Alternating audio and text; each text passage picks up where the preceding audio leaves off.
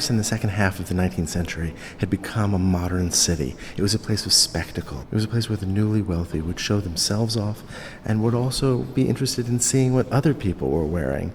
And there's no place that's more clear than in the Opera House. And the Opera House was really the centerpiece of this new modern Paris that was begun during the Second Empire in the 1850s and 60s. And it was and is still an amazingly lavish place. It's got gold and mosaics and paintings and mirrors and broad, beautiful staircases and balconies. It's a fabulous space. And artists, including Degas and Cassatt, would often paint there. But the Opera House is a complicated place. Of course, there was the stage. But so much of that building was given over to the public display of the audience before the performance, after the performance, and during the intermission. So the social spaces where people could see and be seen were a critical part of the Opera House. And that's the subject of an important painting by Cassatt called In the Loge. And although there are several paintings by Cassatt of this subject, and paintings by other artists like Renoir of figures in the loge and the boxes in the Opera House, none of those paintings reveal a subject so engaged in looking. Let's just set the scene for a moment. Most likely this is intermission. The great chandelier has come down from the ceiling and has illuminated the audience,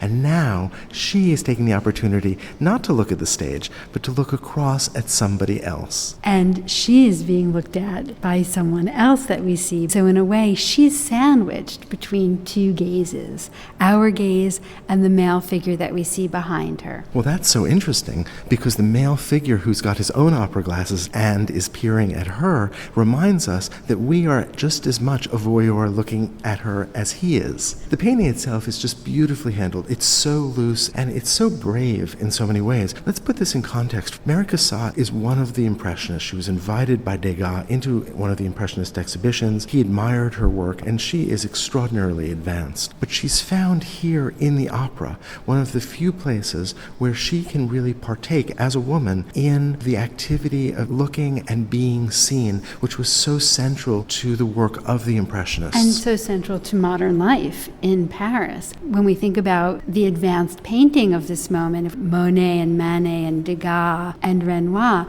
we know that they're painting dance halls and cafes and bars, and the social spaces of the city and the streets of the city, the grand boulevards of the new Paris.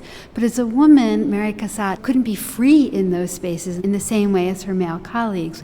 But as you said, the opera was a place that she could and did attend, and it made sense as a woman artist wanting to paint the modern world for her to paint the space that was really socially accessible to her. And then she's placing as the protagonist a woman who has real agency. This woman is in the process of looking as the male gazer is as well, and this is leveling between the male gaze and the female gaze. They both have the opera glasses, and just look at the woman in the foreground. She's leaning forward, her head is forward. There's a real enthusiasm within her body to take in the scene.